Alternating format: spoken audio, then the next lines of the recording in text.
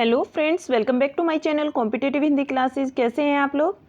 उम्मीद करते हैं अच्छे होंगे और आप हमारे साथ मिलकर अपने नोट्स भी बना ही रहे होंगे।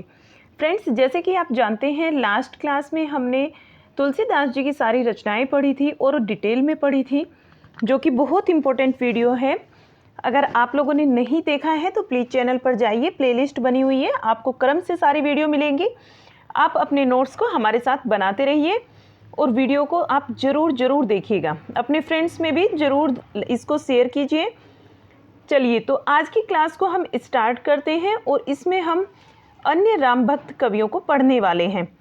तो फ्रेंड्स, जो अन्य राम भक्त कवि हैं भक्ति काल में, वे कौन कौन से हैं? जैसे कि चंद मोहन है, माधवदास जी हैं, नर बारभट्ट है, हृदय राम है, लालदास है, कपूर चंद तिरखा है। तो ये सारे कवि हम यहाँ पर आज पढ़ लेंगे और फिर हम इनकी रचनाओं को भी यहाँ पर देखने वाले हैं। तो चलिए क्लास को स्टार्ट करते हैं। कल फिर हम बेटा अगली जो हमारी क्लास होगी उसमें हम देखेंगे अकबर के समय के कुछ अन्य कवि, राम भक्त कवि, और फिर हमारा एक क्लास होगा इनकी पंक्तियों पर। सभी की पंक्तियाँ हम इकट्ठी ही लिखेंगे, जितनी भी इम्पोर्टेंट पंक्तियाँ होंगी उन पर एक क्लास होने वाला है। यानी अगली 2 क्लासेस में हमारा राम भक्ति काव्य पूरा हो जाएगा। कृष्ण भक्ति काव्य पर फिर हम आ जाएंगे सगुण भक्ति शाखा की सेकंड पार्ट, जो कि कृष्ण भक्ति शाखा होती है, उसी पर आ जाएंगे। चलिए, तो आज की क्लास को स्टार्ट करते हैं। तो बेटा, जो अन्य राम भक्त कवि हैं आज हम इनको देखने वाले हैं। देखिएगा, भक्ति काल के राम भक्त कवियों में प्राणचंद चौहान, माधवदास, हृदय राम, नरहरि बारभट्ट, लालदास और कर्पूर चंद तिरखा प्रमुख कवि हैं। तो सबसे पहले नंबर पर हम प्राणचंद चौहान को देखते हैं।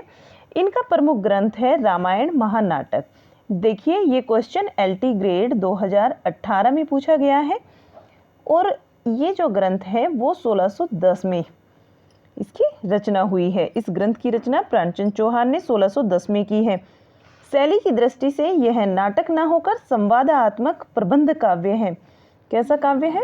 एक प्रबंध काव्य है, संवादात्मक प्रबंध काव्य। चलिए आगे देखते हैं। यह दोहा चौपाई शैली में लिखा गया है और संस्कृत, नेक्स्ट जो पॉइंट है, संस्कृत के हनुमान नाटक का प्रभाव इस रचना पर अनेक स्थलों पर दिखाई देता है। नेक्स्ट जो है हृदय राम। हृदय राम के विषय में अब हम पढ़ने वाले हैं। हृदय राम ये जो कवि हैं अन्य राम भक्त कवियों में आते हैं और ये पंजाब के रहने वाले थे। इनके पिता का नाम कृष्णदास था। प्रमुख ग्रंथ है इनका हनुमान नाटक, जिसकी रचना 1623 ईस्वी में हुई। यह राम भक्त जो राम काव्य परंपरा के अंतर्गत कृति आती है। हनुमान नाटक जो कृति है यह राम काव्य परंपरा के अंतर्गत ही आती है और इसके प्रणयन की प्रेरणा इन्हें स्वयं हनुमान जी से ही प्राप्त हुई थी। हृदय राम जी को हनुमान नाटक की रचना करने की जो प्रेरणा मिली वो बेटा स्वयं हनुमान जी से मिली थी, इसीलिए उन्होंने हनुमान नाटक की रचना करी। इसलिए अपनी इस कृति का नाम इन्होंने हनुमान नाटक ही रखा। कहीं कहीं रामगीत शीर्षक से भी इसका उल्लेख किया गया है। नेक्स्ट पॉइंट है, इसमें सीता स्वयंवर से लेकर राज्याभिषेक तक की कथा संवाद शैली में वर्णित है। देखिए कितना इंपॉर्टेंट पॉइंट है कि इसमें कहाँ तक की कथा ली गई है। सीता स्वयंवर से लेकर राज्याभिषेक तक की कथा इसमें संवाद शैली में ली गई है। अगला पॉइंट है, संस्कृत के हनुमान नाटक का इस पर स्पष्ट प्रभाव दिखाई देता है। इसका ये जो छंद है इसमें कवित सवैया छंद का प्रयोग किया गया है। किस छंद का? कवित सवैया छंद का, हनुमान नाटक में। चलिए नेक्स्ट जो हमारे कवि हैं वे हैं रायमल पांडे। तो रायमल पांडे का जो प्रमुख ग्रंथ है वो हनुमान चरित है। हनुमान चरित, तो ये रायमल पांडे जी का प्रमुख ग्रंथ है। अगले जो कवि हैं वे माधवदास चारण हैं। इनका प्रमुख ग्रंथ है राम रासो। क्या है? राम रासो। अब राम रासो के विषय में थोड़ा देख लेते हैं कुछ इम्पोर्टेंट पॉइंट। देखिएगा, इसकी विशेषता रामकथा के संपूर्ण विस्तार में न होकर कवि द्वारा मुख्य घटनाओं, जीवन प्रसंगों और चारित्रिक विशेषताओं का संक्षेप में कथन के रूप में की गई है।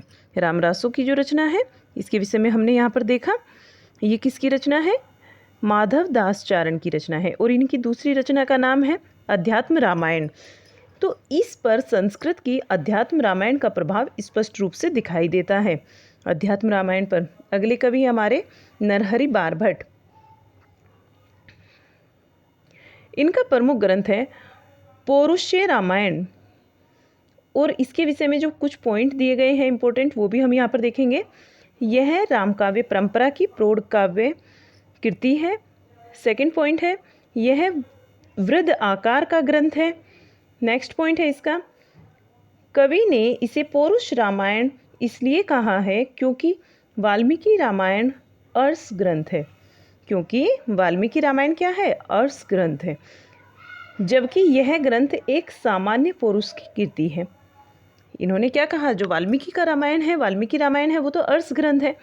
और ये जो ग्रंथ है जो हमने अभी देखा नरहरि बारभट्ट का पौरुष रामायण, ये एक सामान्य व्यक्ति की कृति है, सामान्य पुरुष की कृति है, इसलिए इसका नाम इन्होंने पौरुष रामायण कहा।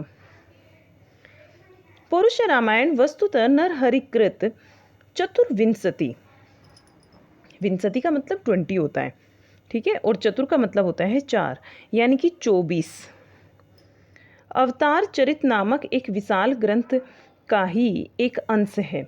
समझ आया? यानी इसमें 24 अवतार लिए, अवतारों के चरित्र का वर्णन किया गया है, इसीलिए इसको एक विशाल ग्रंथ कहा गया है। इसमें 21वें अवतार के अंतर्गत रामचरित का वर्णन है, यानी कि जो 21वें नंबर पर आते हैं तो वे राम जी का चरित्र इन्होंने लिया है। कवि ने प्रमुखतः वाल्मीकि रामायण को आधार के रूप में ग्रहण किया है, यानी कि काफ़ी कुछ घटनाएं इन्होंने वाल्मीकि रामायण से ली है। इसकी भाषा राजस्थानी है और यह ब्रज मिश्रित अवधी भाषा में भी लिखी गई है, यानी कि राजस्थानी और ब्रज मिश्रित अवधी इसकी भाषा के रूप में प्रयोग में लाई गई है। अगले जो कवि हैं हमारे वे हैं लालदास जी। लालदास जी का पूरा जो प्रमुख ग्रंथ है वो है अवध विलास। अवध विलास इनका प्रमुख ग्रंथ है। यह ग्रंथ 18 विश्रामों में विभक्त है। इसमें राम जन्म से लेकर उनके वनागमन तक की कथा को इसमें वर्णित किया गया है, इसमें ग्रहण किया गया है। और इसकी जो भाषा है वो अवधी है। इसमें चौपाई और दोहा शैली का प्रयोग हुआ है। यहाँ तक की बातें क्लियर हुई। तो अगले जो कवि हैं हमारे वे हैं कर्पूर चंद तिरखा। इनको भी हम यहाँ पर देख लेते हैं। इनका प्रमुख ग्रंथ है रामायण। कर्पूर चंद तिरखा का जो प्रमुख ग्रंथ है वो रामायण है। इससे जो संबंधित पॉइंट है वे हैं कि यह गुरुमुखी लिपि में लिखा गया है और यह 145 छंदों की एक लघु कृति है। 145 छंदों की क्या है? एक लघु कृति है। इसमें रामकथा को संक्षेप में प्रस्तुत किया गया है और इसकी भाषा कैसी है? वो ब्रज भाषा है। आगे देखिएगा रामचरण दास जी। रामचरण दास जी को देख लेते हैं। इनके विषय में कुछ महत्वपूर्ण पॉइंट है, पहले उनको देखेंगे। ये श्रृंगारी भावना के प्रवर्तक थे और रामचरण दास जी रामचरितमानस के प्रसिद्ध टीकाकार थे। इन्होंने पति पत्नी भाव की जो उपासना चलाई, इन्होंने क्या चलाई थी बेटा? पति पत्नी भाव की उपासना इन्होंने चलाई थी। इन्होंने अपनी जो शाखा है, शाखा को स्व सुखी शाखा कहा है, यानी कि अपनी शाखा का नाम इन्होंने, रामचरण दास जी ने स्व सुखी शाखा रखा है। अपनी शाखा का नाम स्व सुखी शाखा रखा, या ये भी कह सकते हैं स्व सुखी शाखा इन्होंने ही चलाई रामचरण दास जी ने।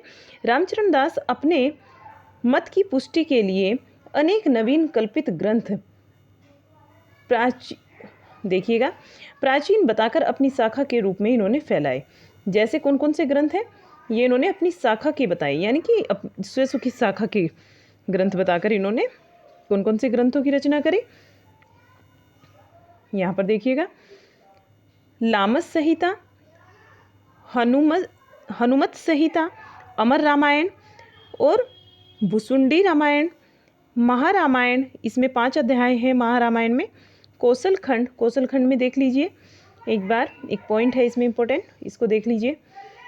इसमें राम की रासलीला विहार आदि का जो रासलीला का और विहार आदि का के अश्लील व्रत कल्पित किए गए हैं और कहा गया है कि रासलीला तो वास्तव में राम ने ही की थी। ऐसा कुछ कौशल खंड में इन्होंने कहा है। और इनका जो अगला ग्रंथ है वो है महारसोत्सव सटीक, और नेक्स्ट है इनका राम नवरतन। तो यहाँ तक के जो 8 ग्रंथ हैं ये इन्होंने लिखे हैं और आपको ध्यान से देख लेने हैं 8 ग्रंथ यहाँ से। और नेक्स्ट हम अपने अगले कवि को देखते हैं, बनारसी दास जैन। बनारसी दास जैन का जो जन्म है वो 1586 ईस्वी में और इनकी मृत्यु 1643 ईस्वी में हुई थी। इनका जन्म जौनपुर में हुआ था। इनके पिता खड़गसेन जौनपुर के जोहरी थे। इनका जो प्रमुख ग्रंथ है वो अर्धकथानक है, जो कि 1661 में इसकी रचना हुई, यानी इनकी मृत्यु से करीब 2 साल पहले। अब हम अर्धकथानक के विषय में 1-2 पॉइंट है इम्पोर्टेंट, वो देख लेते हैं। यहाँ पर देखिएगा, अर्धकथानक यह एक पदात्मक रचना है। कैसी रचना है? पदात्मक आत्मकथा है जो कि ब्रज भाषा में लिखी गई है। यह एक प्राचीनतम आत्मकथा है। इसमें इन्होंने अपने जीवन की आधी आत्मकथा लिखी है। कितनी लिखी है? आधी। ये चीज़ याद रखनी है, आधी आत्मकथा लिखी है और इसी कारण से इसका नाम क्या पड़ा? अर्धकथानक पड़ा है। देखिएगा, आधी आत्मकथा लिखी है, पर काल देवता ने ही, ध्यान दीजिए, पर काल देवता ने ही अर्धकथानक को पूर्ण कथानक बना दिया है। किसने बना दिया? काल देवता ने बना दिया है। अर्धकथानक को ही पूर्ण कथानक बना दिया है। अब अगला जो कवि है वो देख लीजिए, नरोत्तम दास जी हैं। आपने पहले भी बहुत बार पढ़े हैं नरोत्तम दास जी। चलिए देखते हैं इनके विषय में क्या इम्पोर्टेंट पॉइंट है। शिव सिंह सेंगर के अनुसार ये 1525 ईस्वी में उपस्थित थे और इनका जो प्रमुख ग्रंथ है वो सुदामा चरित है। सुदामा चरित के विषय में इम्पोर्टेंट पॉइंट हम देखते हैं। यह एक खंड काव्य है। नरोत्तम दास जी का प्रमुख ग्रंथ सुदामा चरित है और यह एक खंड काव्य है। आगे देखिएगा, इसमें सुदामा चरित्र की दरिद्रता और मित्र कृष्ण की उदारता और मैत्री का वर्णन सहृदयता के साथ किया गया है। इनका दूसरा इम्पोर्टेंट ग्रंथ है दुरुचरित्र, बहुत इंपॉर्टेंट है और टीजीटी 2004 में पूछा गया है। यह भी एक खंड काव्य है। सुदामा चरित भी एक खंड काव्य है और दुरुचरित भी एक खंड काव्य है। तीसरा ग्रंथ है इनका विचारमाला।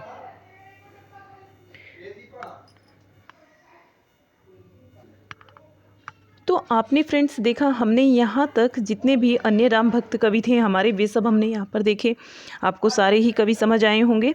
अब जो हम नेक्स्ट क्लास लेंगे उसमें हम अकबर के टाइम के कुछ राम भक्त कवि हैं उनका भी अध्ययन करेंगे और फिर उससे नेक्स्ट क्लास एक और होगा हमारा, जिसमें कि हम सारी पंक्तियाँ ले लेंगे। इन्हीं 2 क्लासों के अंदर हमारा राम काव्य कंप्लीट हो जाएगा। तो फ्रेंड्स, जैसा आप मुझे बताइए कि आपको क्लास कैसा लगा है। आप क्लास को हमारी लाइक कीजिए, शेयर कीजिए अपने फ्रेंड्स के साथ में और हमारे चैनल को सब्सक्राइब कीजिएगा। चलिए फ्रेंड्स, मिलते हैं आपसे नेक्स्ट क्लास में। Thank you.